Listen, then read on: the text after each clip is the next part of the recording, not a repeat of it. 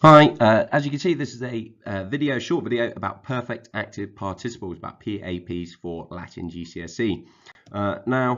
We've already talked a little bit in the past about what participles are. It's worth noting that PAPs are only formed from deponent verbs. Okay, so normal verbs are not going to have PAPs. They're going to have PPPs, perfect passive participles. So a perfect active participle, one that's formed from a deponent verb, okay, is going to indicate an action that a noun has done in the past rather than an action that has been done to that noun. Okay, so it's active rather than passive. And in fact, that makes sense because deponent verbs, although they look passive, are always going to be translated actively. Now, deponent verbs are slightly different from normal verbs in that they, well, as well as obviously looking passive and being translated actively, they only have 3 principal parts as opposed to the 4 that normal verbs have. However, even though they look passive, they are actually, the principal parts are going to correspond to the normal principal parts of a normal verb.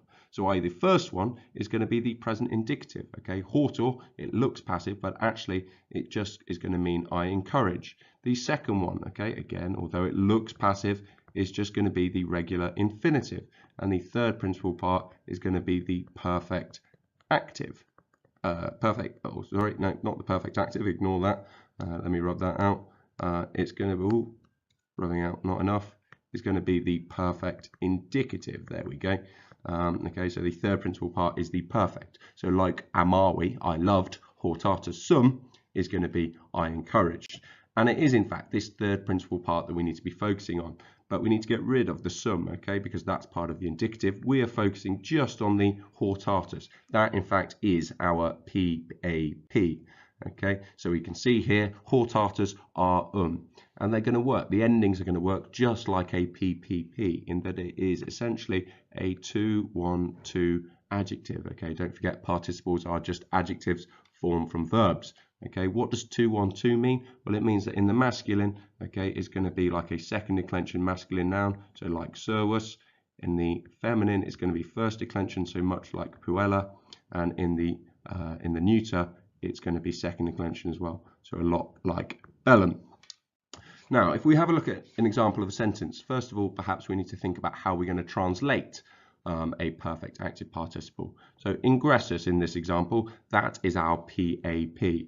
Now, a PPP, we said we translate having been somethinged, but this is now active. So we're going to translate this as having somethinged, okay? Now, ingressus comes from the deponent verb ingredior, which means I enter, and so we're going to translate it having entered. In this sentence, ingressus, we can see from the ending, is masculine, it's nominative, it's singular, it's agreeing with the subject of our sentence, the young man. And so therefore, we want to translate this sentence as the young man, ingressus in tabernum, having entered the inn, amit vinum, having entered the inn, amit vinum, bought the wine, or bought some wine. Okay, so we can see that the participle having entered is describing an action that the noun did in the past. He entered the inn and then he bought some wine. Now, it can be difficult to recognize PAPs, okay, because they do look very similar to PPPs, perfect passive participles. Now, it's a case of simply that deponent verbs must be learned as vocab. And so if we have a look at an example of some of the most common PAPs, so these are ones from the GCSE vocab list, all of the deponent verbs from the GCSE vocab list, okay, and so here are the different meanings of them. So conatus, okay, comes from the verb conor, which means I try, and so therefore our PAP is going to be conatus, so having tried, having gone out, having encouraged, etc.